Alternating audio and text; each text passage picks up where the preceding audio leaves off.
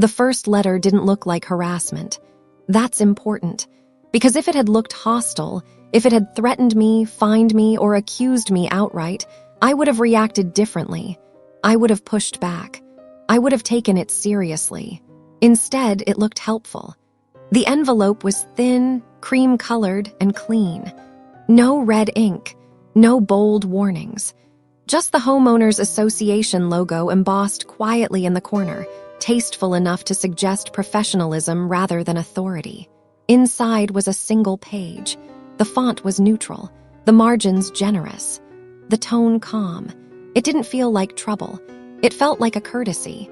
This notice is being sent as a courtesy reminder regarding a minor compliance concern observed during a routine community review. I'm exposing these records because these traps are designed to outlast us. If you want to stay ahead of the system, please subscribe now, a courtesy reminder. That phrase would come back to me later, looping in my mind like a line from a song you can't escape. But at the time, it worked exactly as intended. It lowered my guard. The issue, according to the letter, was a fence panel, not broken, not leaning, not unsafe, just slightly misaligned. I walked into the backyard holding the paper, rereading the sentence while staring at the fence. The sun was bright, birds were loud. A neighbor's lawnmower hummed somewhere down the block. Everything felt normal. Peaceful, even. I remember thinking, this is nothing. I fixed the fence that same weekend. I didn't argue with the letter.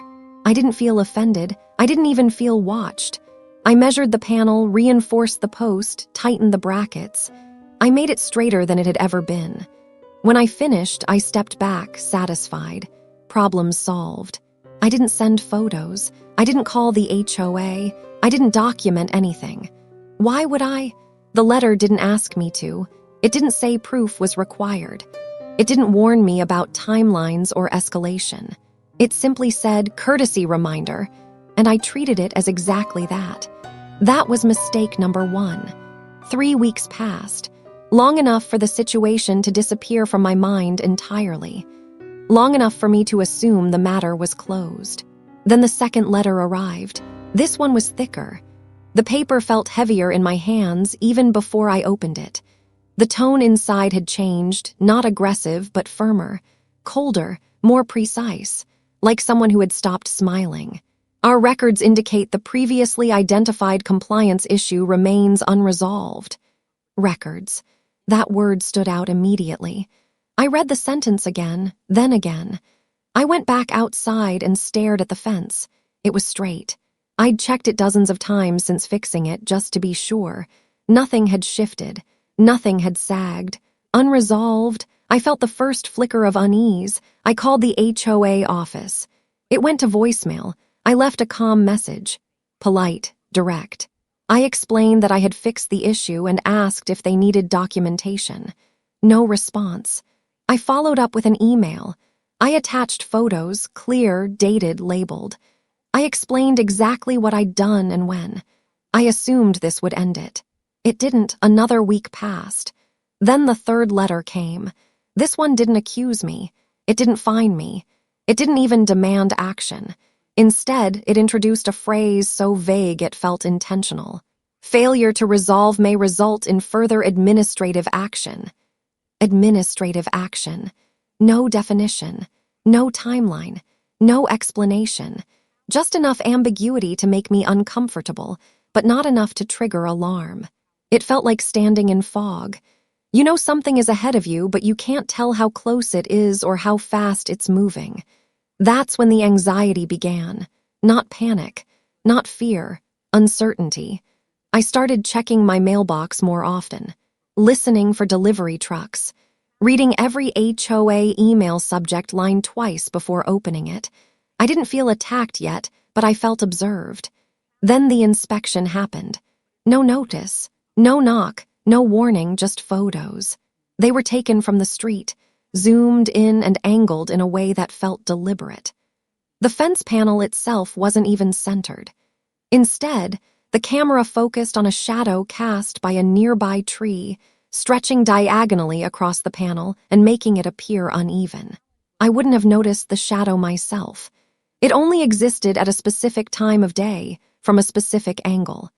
That photo later appeared, printed, annotated, and highlighted in a compliance packet sent by certified mail. This packet was different. This one had weight. It included a violation number, a case file reference, citations from the governing documents, and a phrase I had never seen before. Escalation pending legal review. Legal. That word changes everything. I called again, left another message. I emailed again, carefully this time. Calm, polite, precise. I referenced dates, included the same photos, asked what additional steps were required. Still nothing. Then the fines started.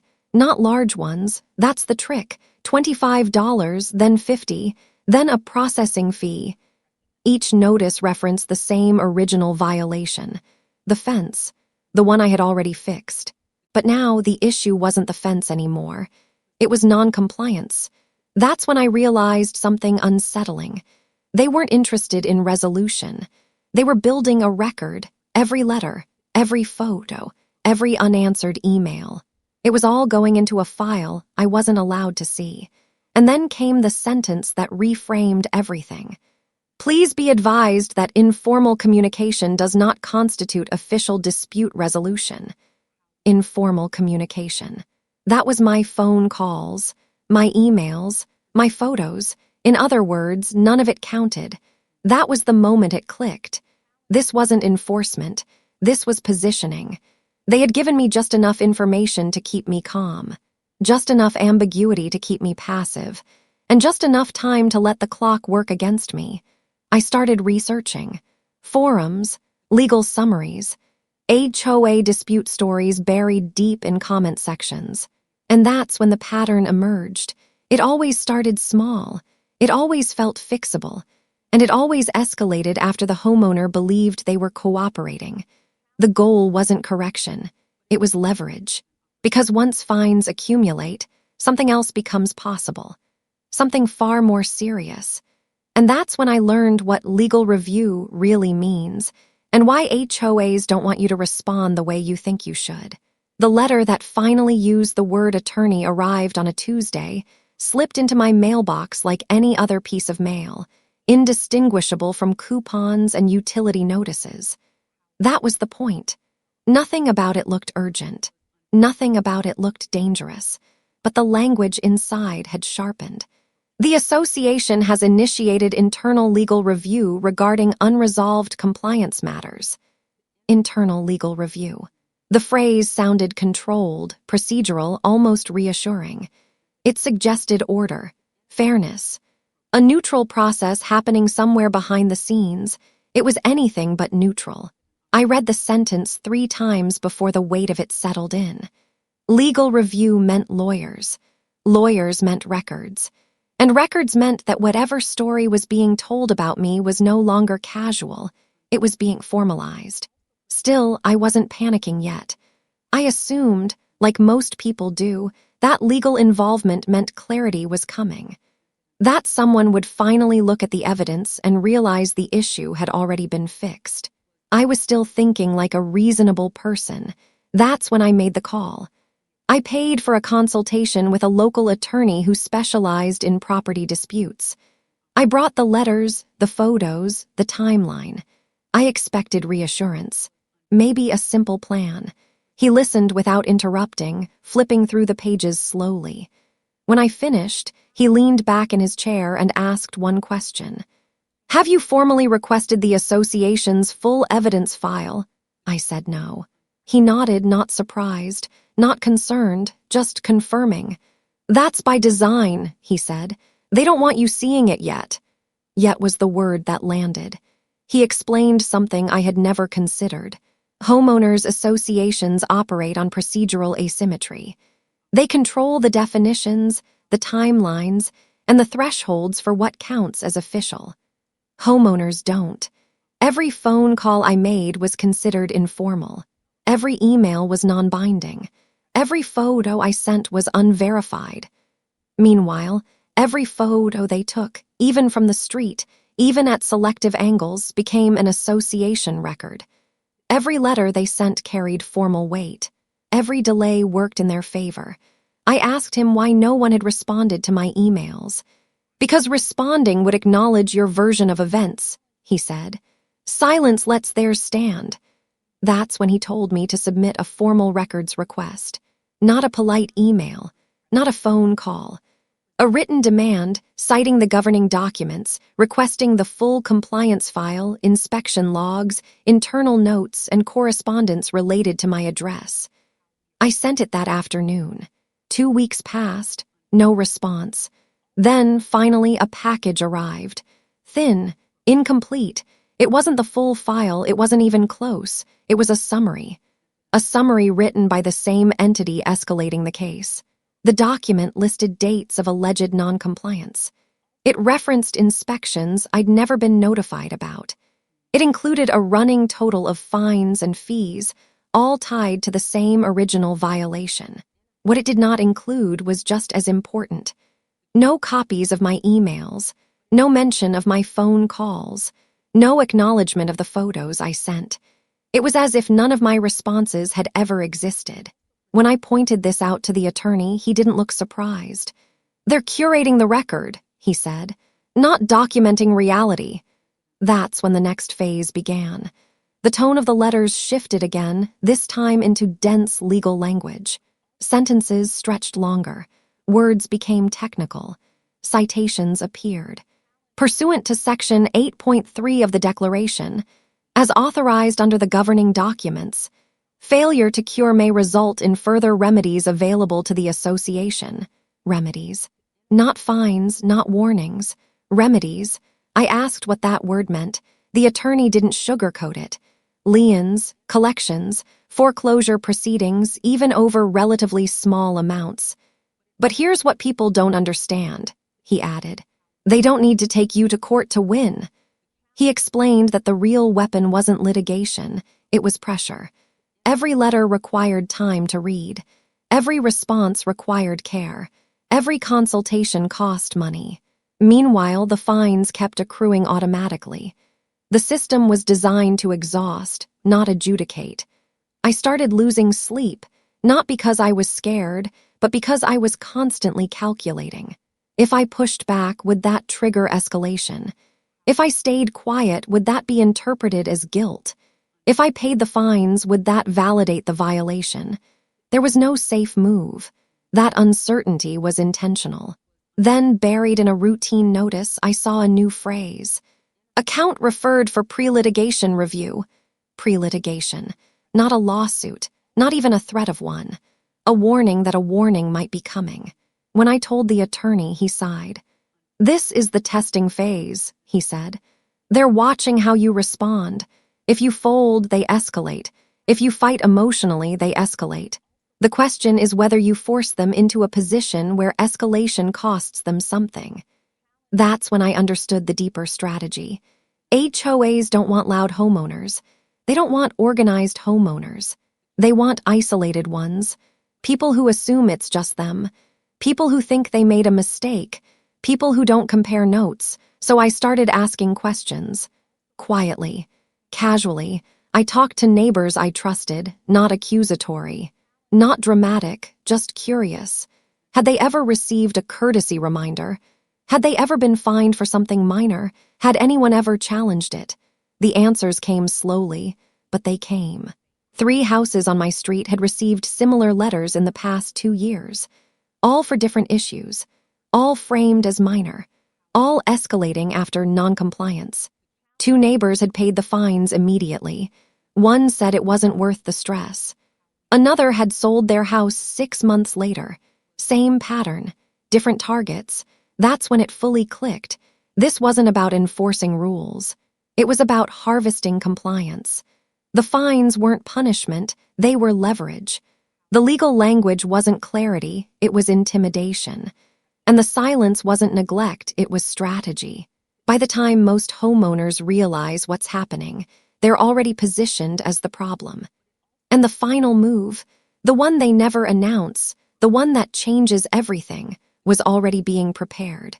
They just hadn't put it in writing yet. The letter from the law firm arrived on a Thursday. It wasn't dramatic. No summons, No court seal, no threat printed in bold. Just a clean envelope with a return address from an office downtown.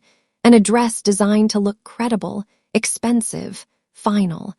Inside was a single-page notice. Please be advised that our firm has been retained to represent the association regarding ongoing compliance matters related to your property. That was it. No accusation, no demand, no deadline, but everything changed anyway. Because once an HOA hires counsel, the rules shift even if the law technically hasn't. Communication slows, language tightens. Every word becomes deliberate. And most importantly, the pressure becomes indirect. The attorney I'd been working with didn't look relieved when I showed him the letter. He looked tired. "This is the most dangerous phase," he said, "because this is where homeowners think resolution is coming." I did think that, quietly, cautiously, but I did. Lawyers meant order, right? Process. Neutral review, someone rational stepping in. That assumption almost cost me everything. A week later, another letter followed, this one labeled Proposed Resolution. It wasn't framed as punishment. It was framed as mercy. Pay the accumulated fines. Pay the administrative fees. Reimburse legal costs incurred so far. Sign a compliance acknowledgement. In exchange, the association would close the matter. No admission of wrongdoing. No correction of the record. No acknowledgement that the fence issue had ever been resolved. Just silence. I asked my attorney what would happen if I signed. "They win," he said. Quietly. Because signing meant more than paying money.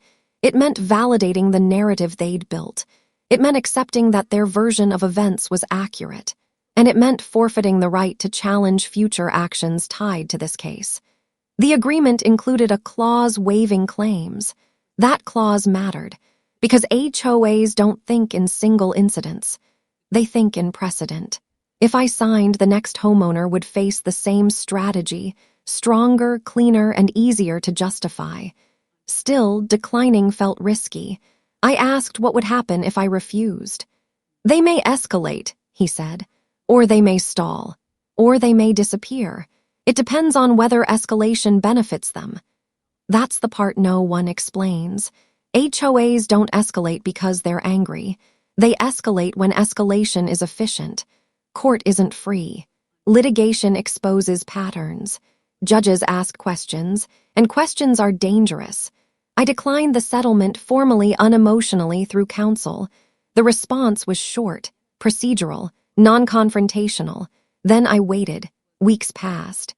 No new letters, no phone calls. No filings. The silence was unnerving, worse than the threats, because silence meant recalculation. During that time, I did something most homeowners never think to do. I stopped reacting and started documenting their behavior. I tracked timelines, saved envelopes, noted response gaps, cross-referenced governing documents with actual procedures, and something became clear. They had followed their own rules loosely, until I stopped playing along. Inspection intervals weren't consistent. Notice requirements were selectively interpreted. Deadlines shifted depending on who was responding. The system wasn't broken. It was flexible, by design. 3 months after the law firm's initial letter, another envelope arrived. This one was thinner. Inside was a notice stating that the account had been administratively closed. No explanation. No apology. No correction, just closure. On paper, it looked like I'd won. But that wasn't the real lesson. The real lesson was what didn't happen. No lawsuit, no lien, no foreclosure threat. Because once I stopped reacting emotionally and forced every move into documented, procedural space, the leverage changed sides. HOAs rely on momentum.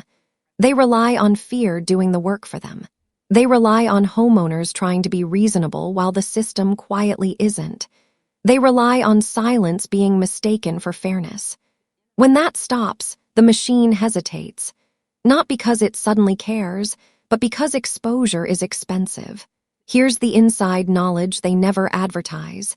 HOAs don't operate on justice. They operate on process dominance. They control the language. They control what counts as official. They control when silence matters and when it doesn't. Most homeowners respond like neighbors. That's the trap. They explain, they cooperate, they assume good faith. But HOA enforcement isn't social, it's procedural. And procedure doesn't reward honesty, it rewards precision. If you respond casually, you disappear into the record as non-compliant. If you respond emotionally, you become difficult. If you respond blindly, you validate the narrative being built around you. The only move that disrupts the strategy is understanding it early. Before the file grows, before the fines stack, before legal review becomes leverage instead of oversight. Because once the letters start, the fight isn't about a fence or a rule or even money. It's about whether you quietly submit to a system designed to outlast you, or whether you force it to stop. Most people never realize they had that choice, until the letters stop, or until they don't.